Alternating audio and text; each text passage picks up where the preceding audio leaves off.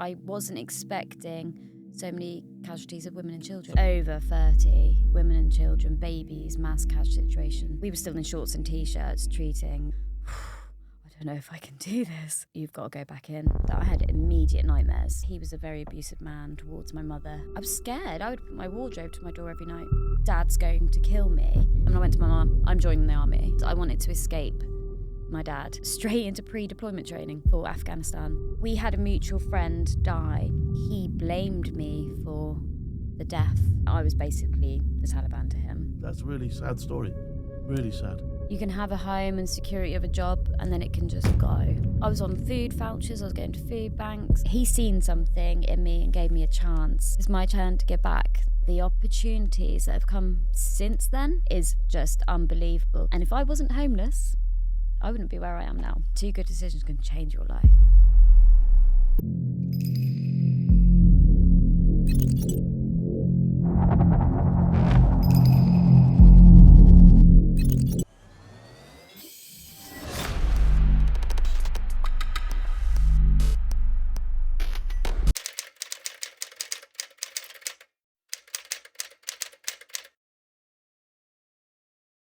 Welcome to the debrief.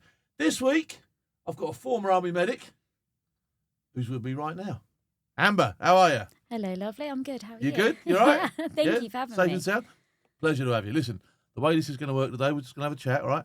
But I always like to take my guests back to their childhood, all right? So we like to go, we like to find out what little Amber is like, all right? Or what little Amber was like. Oh, okay. What do you want to know? Well, let's go back then. How was little Amber? Where'd you come from? So I'm originally from Suffolk in Lowestoft. Okay. I'm one of 5 siblings. One of 5. Yes, and I got a twin brother. Top, bottom, middle? Whereabouts were you in the pack? Second, and Second I was in the born pack. first out of the twins, so I'm the Oh, second wow, oldest. you're a twin. Yeah. Both girls? Twins or? No, he's a boy. Oh, okay. Complete opposite, brown eyes, blonde hair. Really? Yeah. Wow. And Okay, taller. And taller as well. Wow. Not going to ask. So number 2, but born number 1. Yeah. Right. Okay. Cool. And 3 others. Yeah, and then I got my little brother Miles, my little sister Georgie. She's 21, baby, big gap, and my older brother Johnny. Yeah, he's 37, I think. 37. Wow. Yeah. Okay. So good offer. Happy families as a kid? Up and down. So we were naughty. We were very naughty and giggly, especially me and my twin. Mind you, 5 of you. You got it. You got to have had fun with 5 of you. Do you know what I mean? Well, growing up, it was the 4 of us. So Georgie my youngest wasn't born when we were like young. Right. Okay. But me and my twin, we were very mischievous, I would say. Proper pains.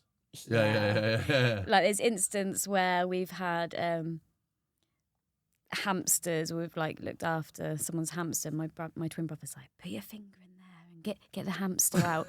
And he knew it bit you. And I was just like, get my finger out in the middle of the night. And I'm like, it's on my finger. And I'm like throwing it across the room and it's ran off. And then there's this crazy hamster running around the house. And we were just nightmares. So parenting-wise, did both your parents stay together, all that sort of stuff? Normal, stable background, or was it a bit...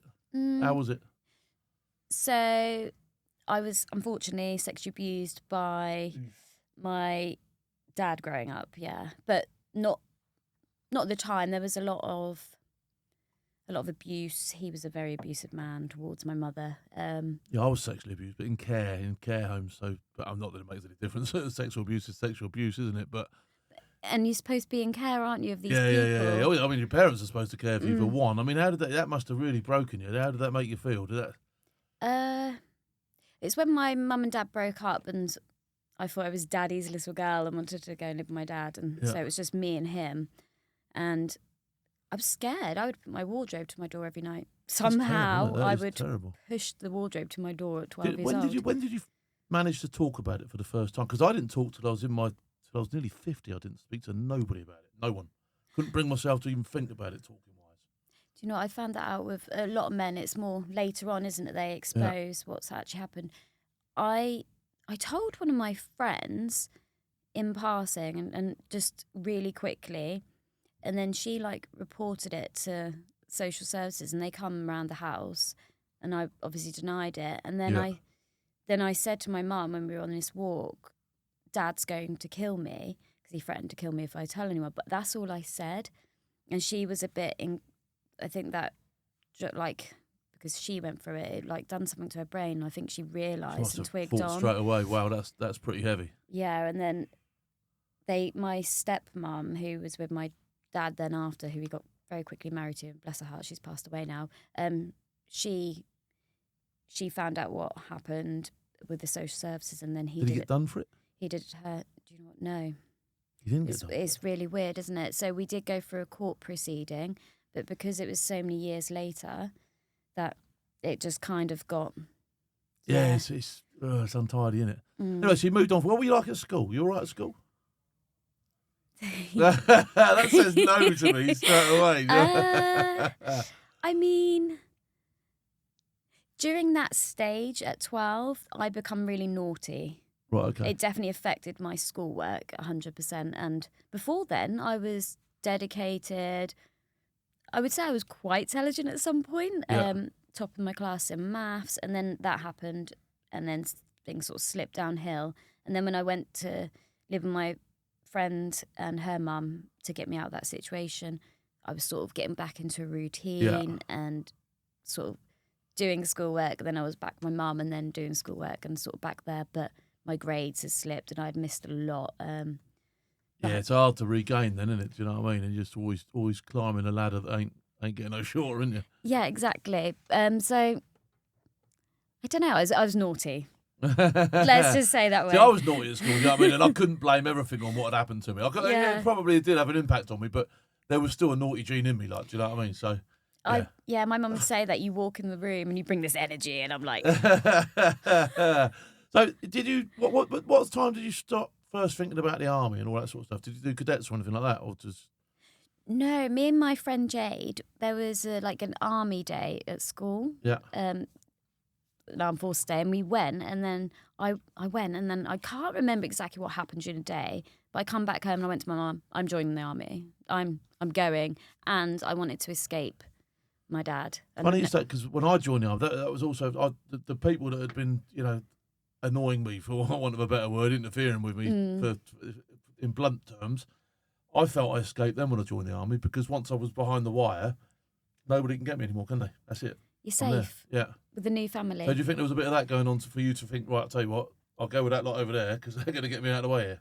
100%. I knew if I went, I was escaping that situation. I wouldn't have to see him again. Which I totally understand that, because it was almost carbon copy of one of the reasons I joined. Like, do you know what I mean? So you joined. Where did you go? Where did you recruit? Where did you do your first sort of interviews and all that sort of stuff? Norwich, in the Norwich Recruitment Centre. Okay. Yeah, and Did you know what you wanted to do? Yeah, I wanted to be a PTI, and they were like, "You can't join as a PTI." I was like, "Okay." Then I was like, "Well, what about a driver?" R.A.M.C. No, you're too short. So Medcorps, and I was like, yeah, okay, let's go for it. Never really had any interest in that, but they said you could go and be a PTI later on. They always dangle that carrot, don't they? Yeah, they do, don't they? Do what you want later. Go there. Do what you want later, though. Sign the dotted line. That's it. At 16, so I did that at 16. So did you do Harrogate or something like that? Did you do the junior leaders type thing at Harrogate? Bassingbourne. Oh, it was Bassingbourne. What year did you join? 2005. Oh, yeah. okay. Oh, it was Bassingbourne then, was it? Yeah, which was fun. 17 weeks we did at Bassingbourne. Wow. Yeah, so it's not as intense as Harrogate, is it? Not as long. No, Harrogate's longer, isn't it? It's a college as well. It's classed as a college, isn't it? So. Should have done that. Yeah. So you come out of there. You passed training first time, no scrapes, no bumps? Nothing, no. All good? May have cried a few times. We've all been there, haven't we? Lost some weight. I didn't have nothing to lose at that age, I'm telling you. I didn't have a lot, I've always been quite thin. So you finished there. Where did you go? What was your first sort of posting? Where did you go? 4 Med Reg in Aldershot. Okay. So straight there and straight into pre-deployment training.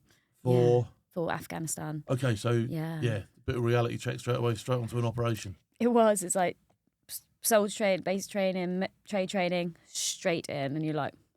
And presumably you must have known being a medic, you're going to be fairly busy in a place like Afghanistan, aren't you?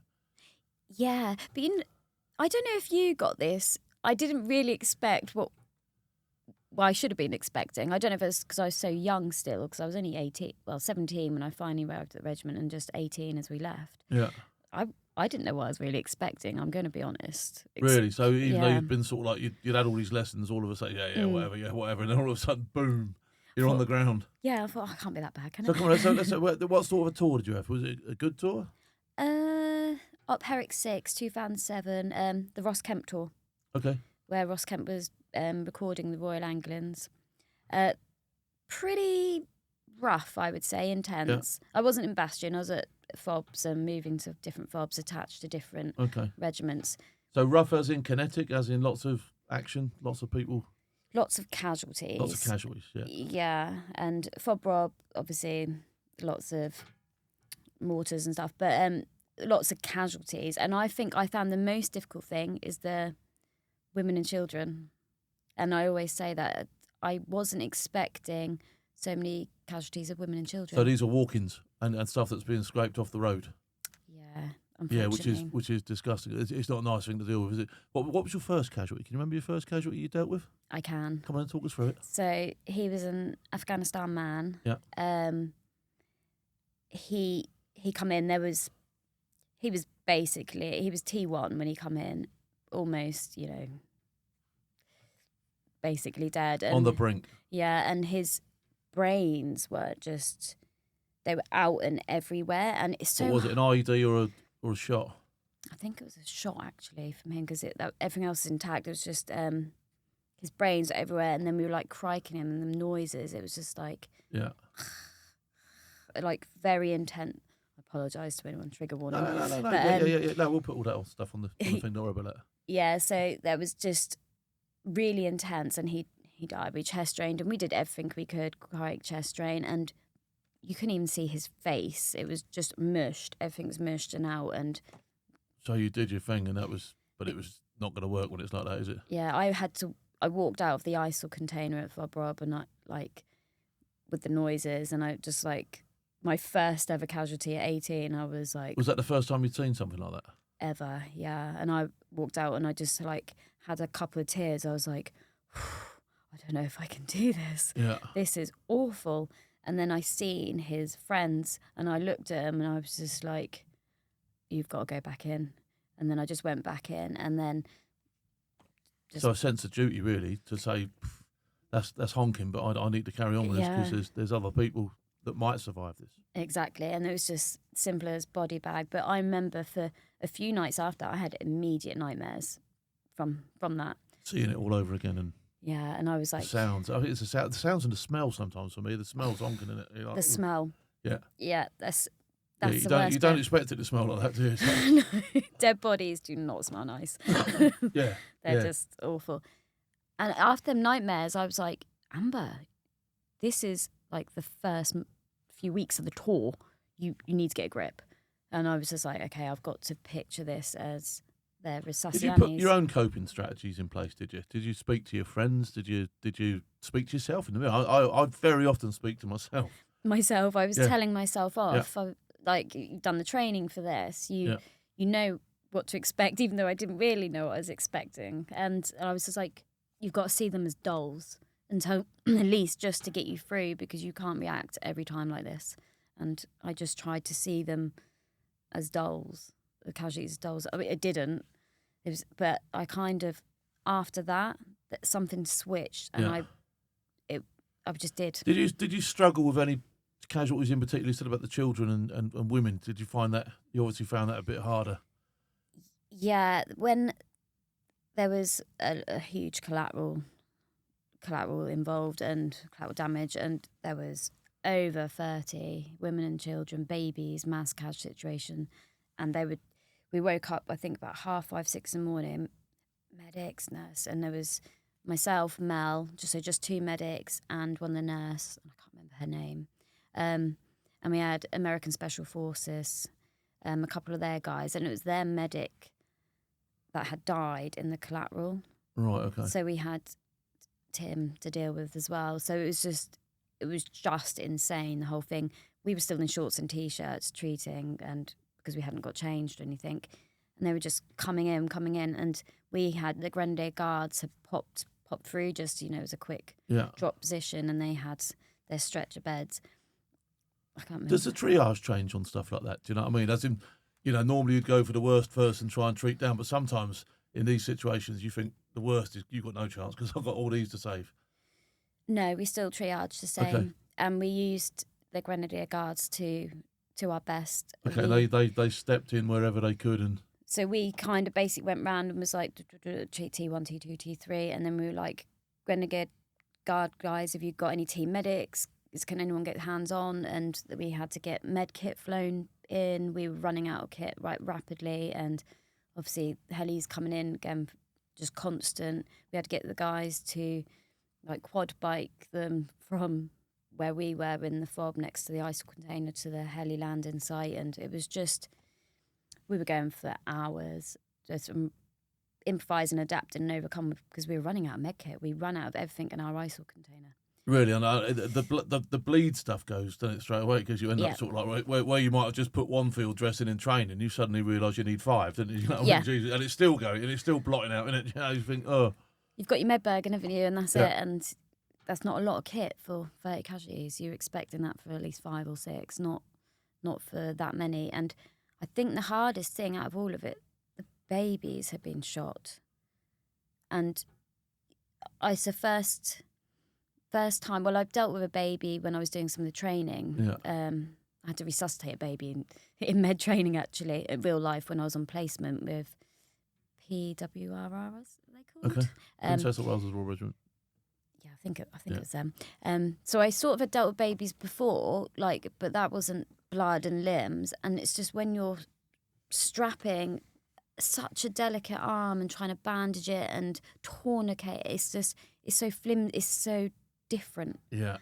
To an adult arm, and it's just like. Let alone trying to get a line in or whatever. That must be a difficult thing as well. Trying to get a line into. It was hard. We were never taught to cannulate in necks and stuff, and I did that day. I couldn't find. You just literally went for whatever you could get hold of. I suppose, when you think about it, when a baby cries, its neck always probably the only place you ever see a vein in a baby's its neck, isn't it? It's insane, really, because you're just I'm so new to this, and this wasn't much long after my first casualty, so it was still all very new to me as a new medic. So your learning curve, really, in terms of combat, went from there to sort of boom, from sort of not really realising what you got yourself into. Yeah. All of a sudden, you're surrounded by it. Yeah, and I think from that day forward, that day I didn't have time for emotions. I had to just go, and we just had to do, and try and take charge and make sure the guards were doing what they were doing and checking them, do they need kit? And they were giving their Camcot stretcher beds up and just putting guys on them, and it was just horrific. We did get a doctor flown in from Bastion because it was that intense, and he obviously, and then medkit dropped off as well. So, and there's a couple of pictures you see where they're carrying babies to the helicopter, and you just think, that wasn't nice. And not nice. I remember that, the screaming, the sounds of babies, which is sad. Yeah. Sad. I suppose you even myself, I've come across it a couple of times. You're primed for adults, you're primed for males, you're primed for all sorts. But children, you're like, no, how did that happen? Do you know what I mean? That's not even supposed to happen. That's not in the script, is it, at all? Yeah, some not even a year old, and you're just like, that's the same thing, war and killing of children and babies, it's not called for. No. Yeah. No, it's a horrendous business. So that's your first tour. Yeah. Did you do any more tours after that, did you?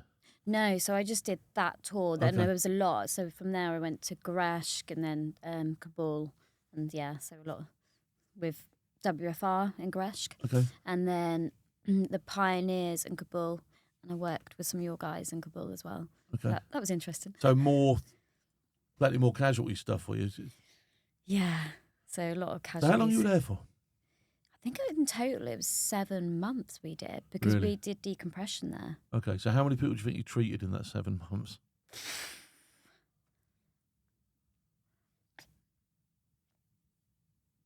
I don't know. Really, just completely. Yeah. There's too many to. I don't know. I honestly don't know. A lot. Yeah, that's a lot to see. That's a lot to see in a 7-month period. And still only been 18. Yeah, 18 years old, baby. Yeah. And I was just like, definitely grew up after that. Yeah, tour. yeah. So you finish that tour, you go home, you've had your decompression. Yeah. What's your next thing? What do you get up to next? We went to Kenya. Okay. Which Jambo, Habari, Missouri? Hit Jumbo. Where did we go? Nanuki showground? Yeah, Nanuki, and we did like exercise sharp point. It was called a medical treatment. Okay.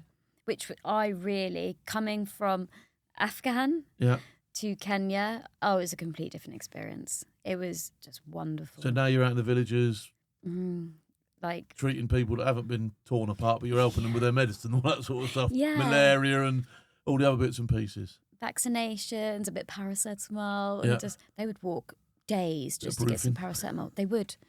Ibuprofen, paracetamol, and a bandage. They'd walk days for it, honestly. Yeah. And you'd be like, and it was so humbling because we went to the schools and you could see how run down they were, and the locals taught us how to fish because that's how they were getting their food. And, oh, wow.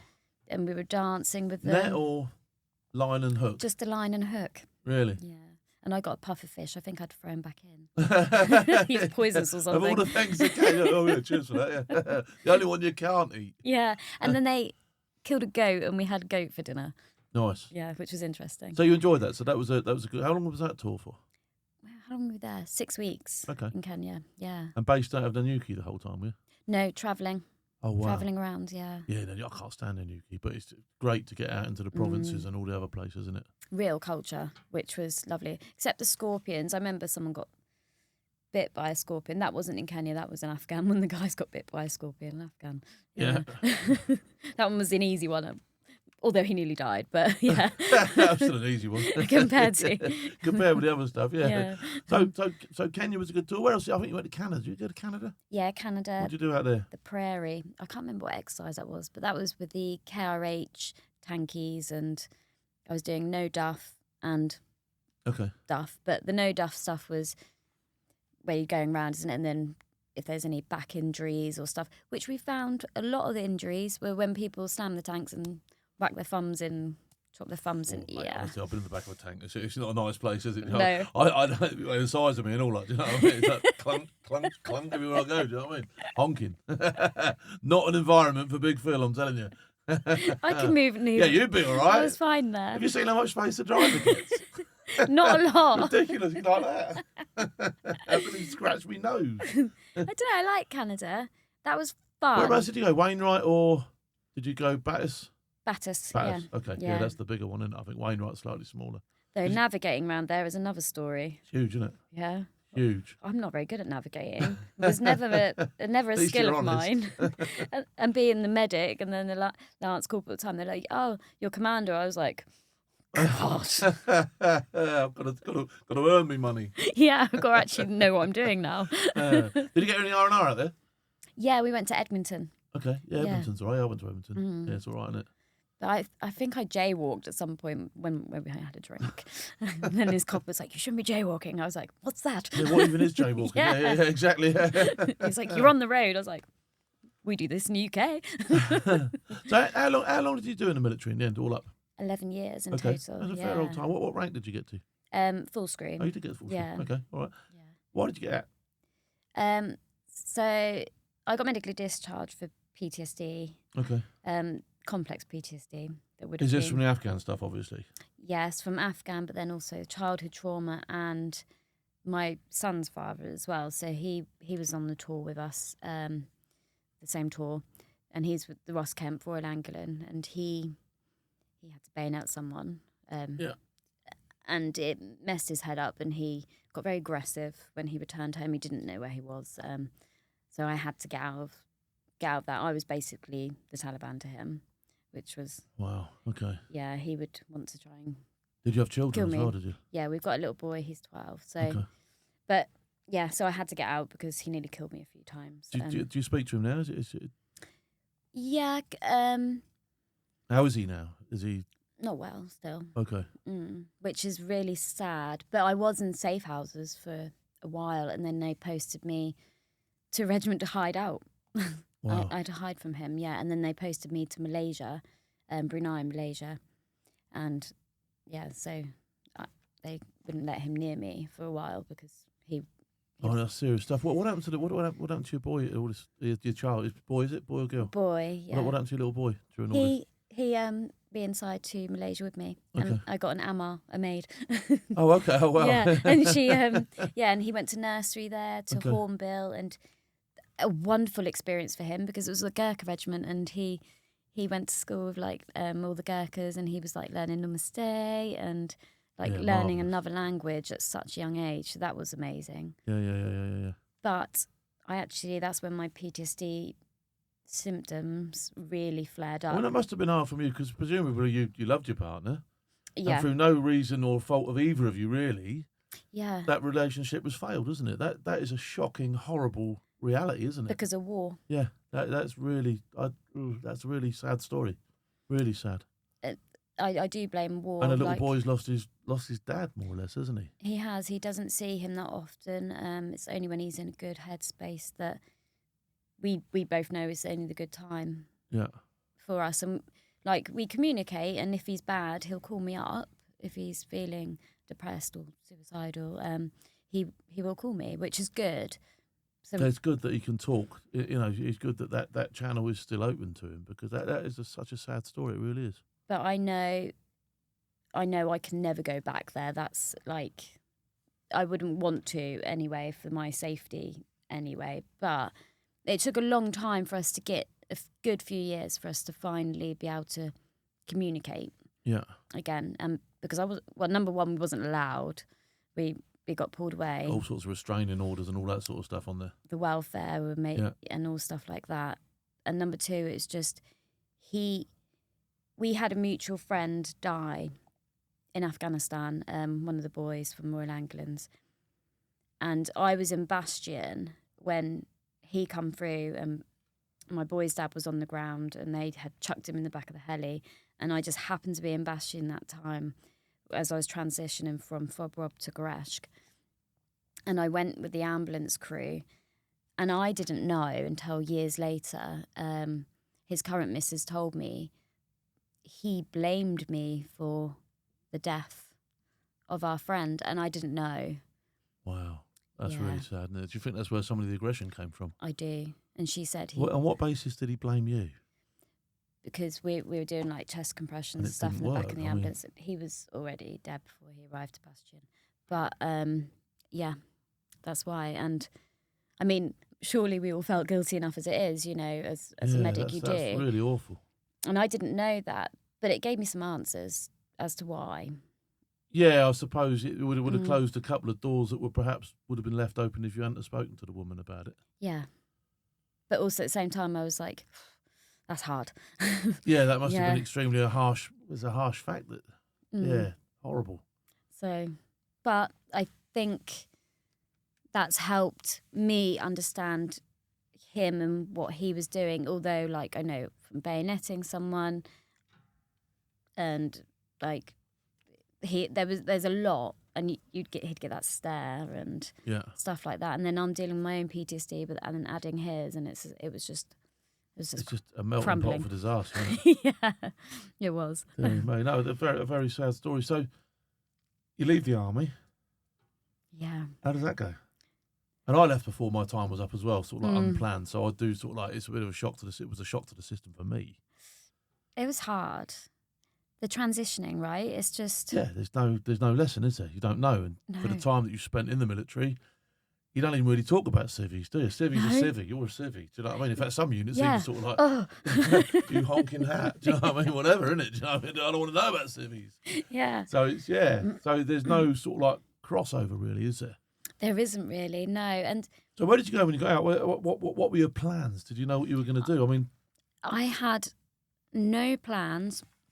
Going through resettlement, I was going through counselling as well. So I was not even taking in what was going in. I can't remember what happened in resettlement. I was on antidepressants, anxiety tablets. God knows what they said. Yeah. Great. Just you keep doing what you're doing. I'll keep doing what I'm doing. Yeah, I was a mess at that time. Yeah. So when I got out, I went to stay with my brother James for a little while, and I couldn't get a rental property because I didn't have a job long enough.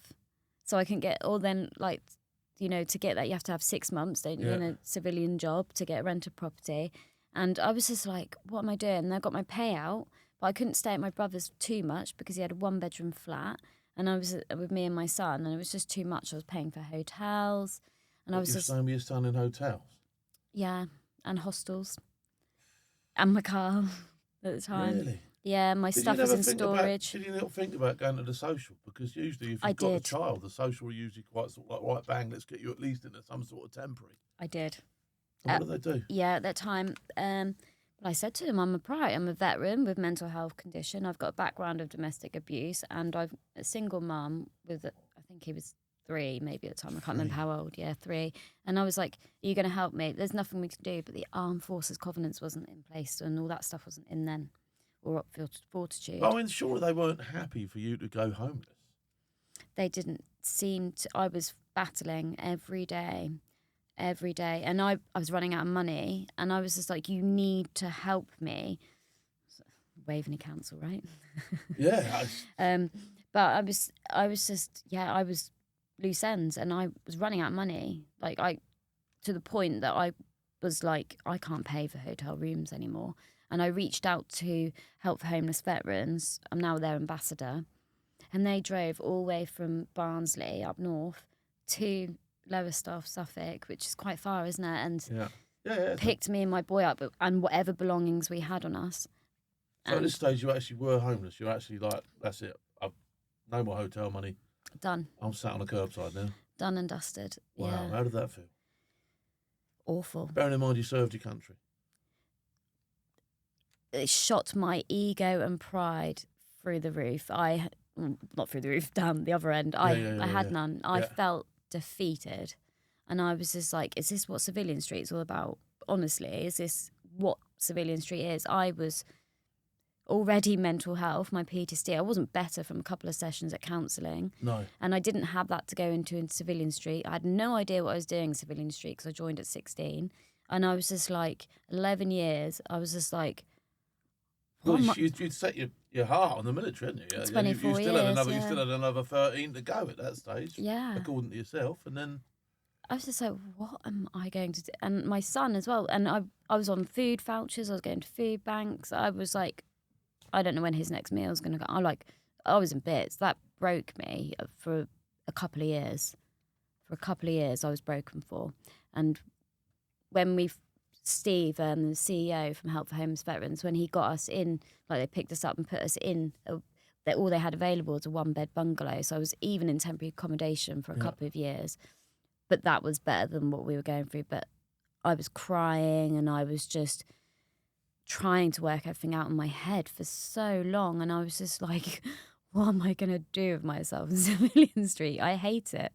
I didn't know what I was going to do when I got out either, do you know what I mean? Not that it helps you any, but, I literally knew nothing about civvies. When I went to the job centre, although I'd been a Sabre squadron operator, you know what I mean, all the underwater knife fighter, you name it, I'd done it, do you know what I mean?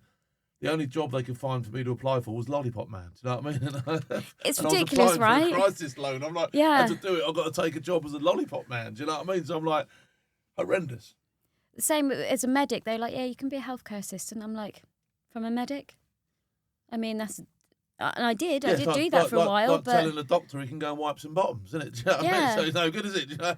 But it felt like, I was like, okay, I'm going to have to really humble myself. And I mean, it was a very humbling experience, and it made me realise you can have a home and security of a job, and then it can just go.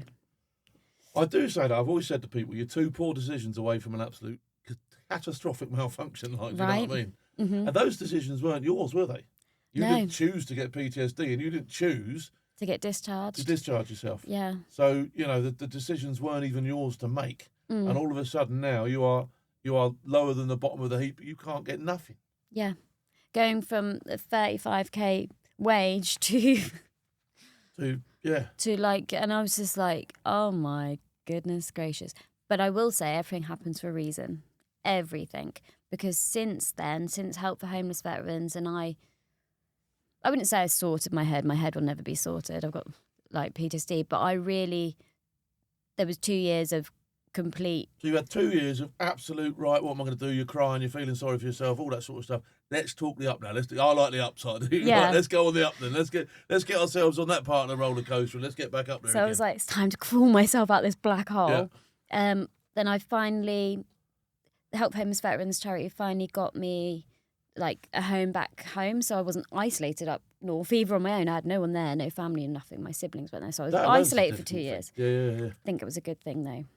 Okay. Yeah, I think I needed that isolation and to learn some independence. Okay. Yeah. Right. Positive from a negative. I Yeah. like that. That's what Yeah. I'm all about, positive from negative. So yeah, you've done that straight away yourself, haven't you? Yeah, not that I felt that at the time. No. I felt No, this is awful. but you've recognised it now, and that's a really powerful thing.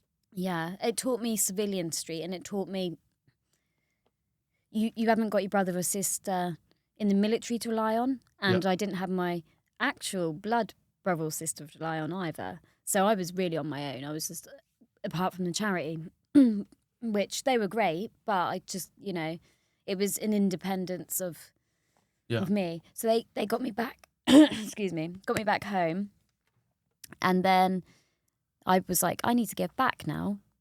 It's my turn to give back. They've saved our lives. They've literally.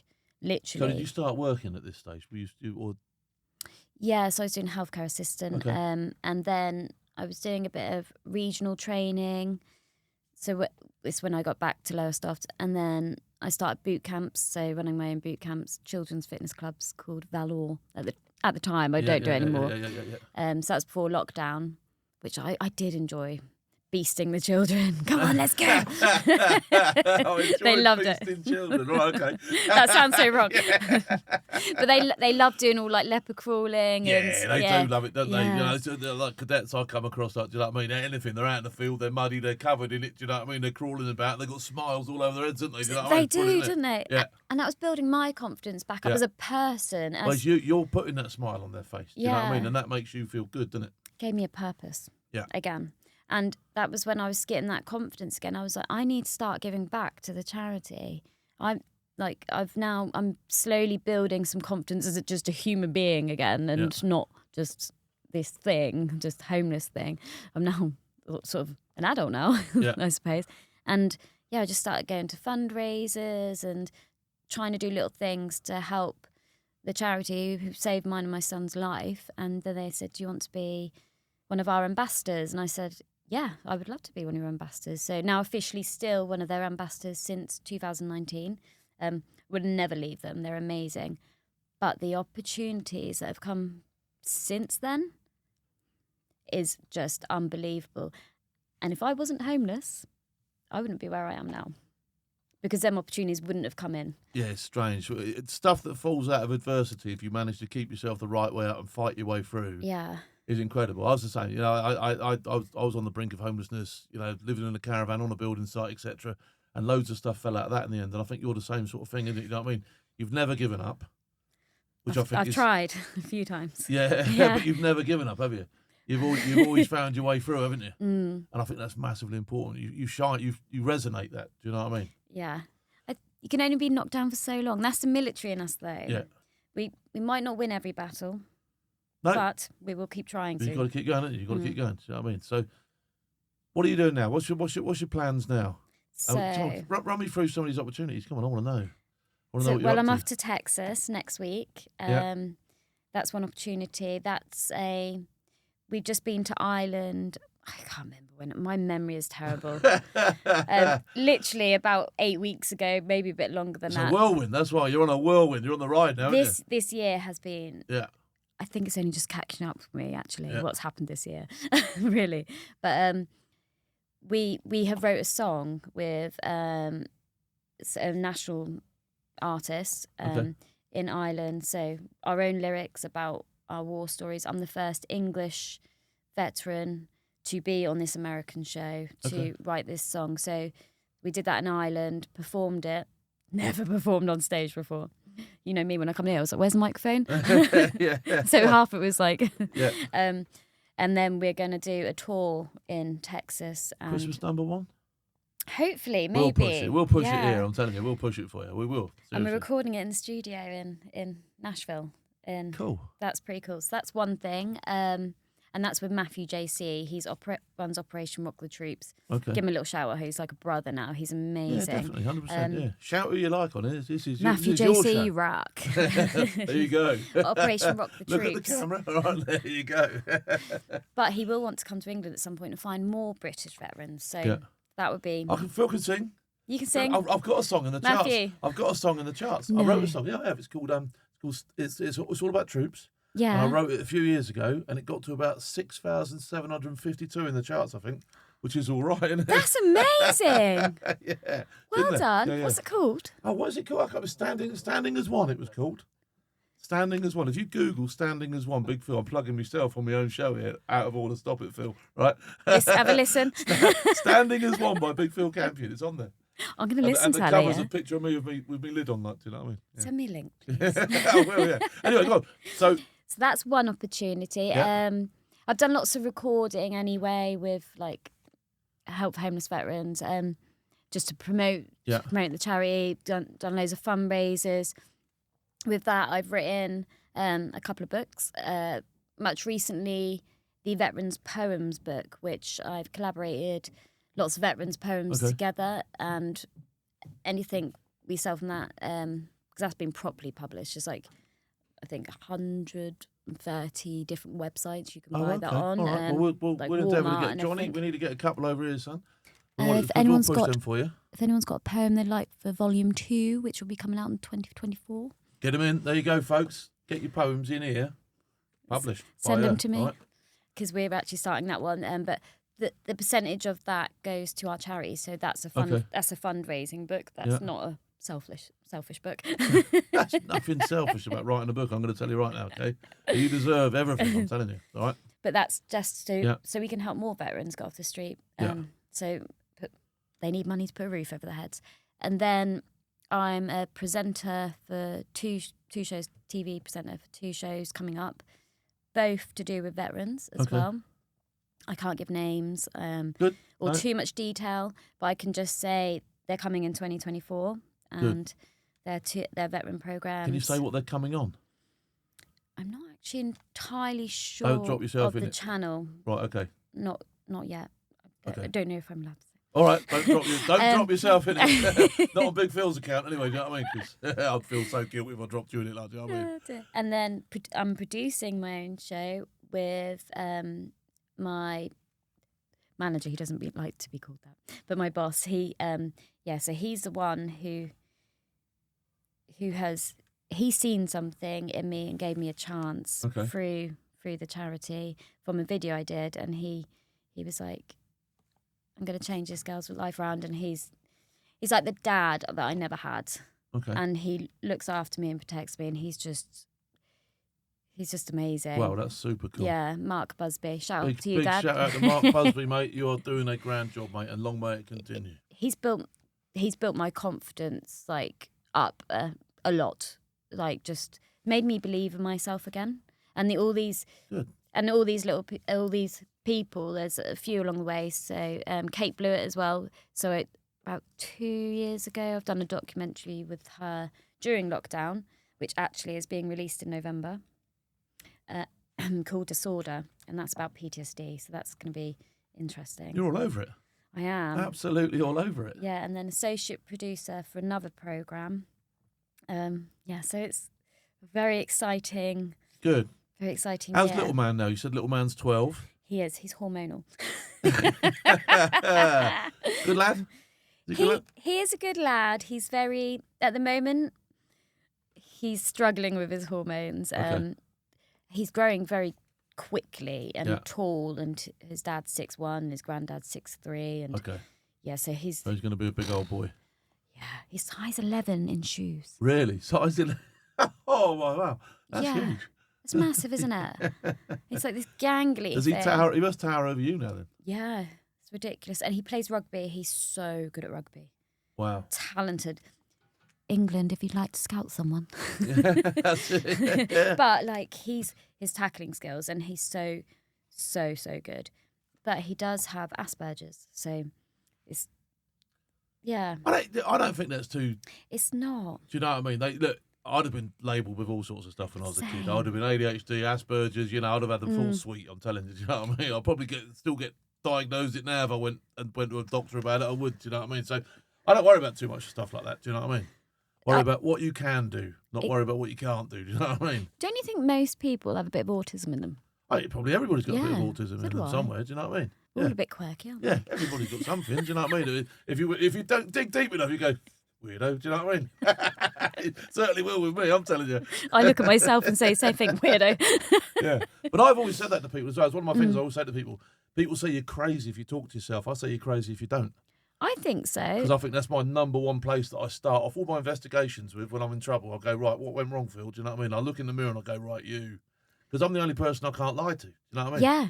So, yeah, I think that's massive important for me. I think it's self-awareness as well. Like that internal or external discussion that you have with yourself. Like you actually resolve things and you can react emotionally, but when you speak to yourself, you're like, oh, that's logical thinking now. Yeah, there is, absolutely. So you got all this stuff going on. Where do you see yourself in, say, 5-10 years' time? I have no idea. You've no idea. He's going to ride it out. I am. I'm just going to surf it out. Hopefully, I really want to buy my own house eventually. So me and Brandon, we're not renting and it's stable because from being homeless, and you probably get that from on the brink of it, there's that fear always there that it can happen again. And I think... Yeah, I'm all too aware, no matter what you've got, you can all be lost. Yeah. With just two poor decisions. It can all go. But I always say on the plus side of that, 2 good decisions and you're back in the room. Do you know what I mean? And 2 good decisions can change your life. Absolutely. As you are living testament to that. Yeah. Hopefully this encourages people that you can go through the worst and you can come out the other end and still go in. And it might have got easier in some ways, but now this is where the real hard work begins. That's it. But you're alive and kicking and you're doing it. Anything else you want to plug? You should listen to my song when it comes out. 100% we'll be listening. I'll be playing your song on my radio show when it comes out. I promise you that. All right. It's called My Story's Not Over. There you go. My story's not over. Well, your story definitely isn't over. All right. And we hope you will become a friend of the show. 100%. And when your song's on, hopefully you'll come and you'll sing it for us. Are you sure about that? I am That's sure, what auto-tune's for. Well, you'll come and play it for us. Johnny will play it for us. Do you know what? I'm learning... We'll lip sync it. Will you? I'm learning to play the guitar so I can... Oh, yeah. Try when we're in the studio, so I can try and at least go ping ping, and there's like a couple of pings of guitar from me. Bit of plinking on it, then I can go, I played that bit. Ping. Lip sync the rest. Yeah. Jobs are good. Exactly. I'm awful at both, to be honest.